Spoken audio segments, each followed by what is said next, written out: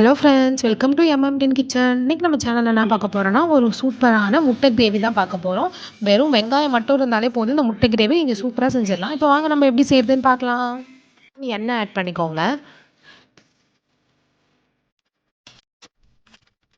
இப்போ ஒரு 2 பெரிய வெங்காயத்தை இந்த மாதிரி குட்டி குட்டி கட் பண்ணி வச்சுருந்தோம். அதையும் இப்போ இந்த எண்ணெயில் சேர்த்துட்டு நல்லா வதக்கிக்கலாம்.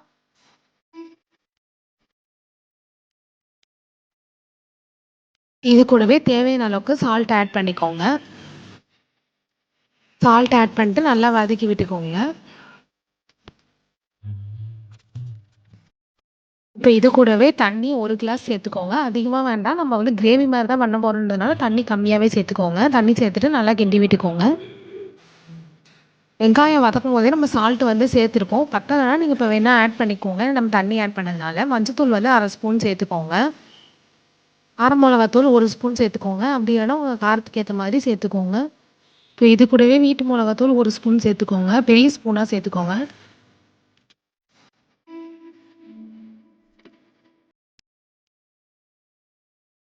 இப்போ பாருங்க, இந்த மாதிரி நல்லா அது மட்டும் கொதிச்சுட்டு இருக்கட்டும். நான் வந்து ஒரு 4 முட்டை எடுத்துக்கிட்டேன். அதை வந்து இந்த மாதிரி ஷேப்பில் கட் பண்ணி வச்சுக்கோங்க. நீங்கள் இந்த ஷேப்பில் கட் பண்ணனாலும் உங்கள் இஷ்டம். நீங்கள் வேறு மாதிரி ஷேப்பில் கூட கட் பண்ணிக்கலாம். முட்டையை வந்து அதில் போட்டுட்டு நல்லாலாம் கிண்டி விட்டுறாதீங்க. முட்டை உடஞ்சிரும். சும்மா லைட்டாக கரண்டி வச்சு அது மிக்ஸ் ஆகிற அளவுக்கு மட்டும் கிண்டிக்கோங்க. இப்போது அதை ஒரு தட்டு போட்டு மூடி வச்சுக்கோங்க. இப்போ பாருங்க, ஒரு 50 to 20 மினிட்ஸில் ஓப்பன் பண்ணி பாருங்க. இந்த அளவுக்கு சூப்பராக ரெடி ஆயிருக்கும். அவ்வளோதான், நம்ம முட்டை கிரேவி சூப்பராக ரெடி ஆயிடுச்சு. நீங்களும் வீட்டில் ட்ரை பண்ணி பாருங்க. வெறும் வெங்காயம் மட்டும் இருந்தால் போதும், உடனே சூப்பராக செஞ்சிடலாம்.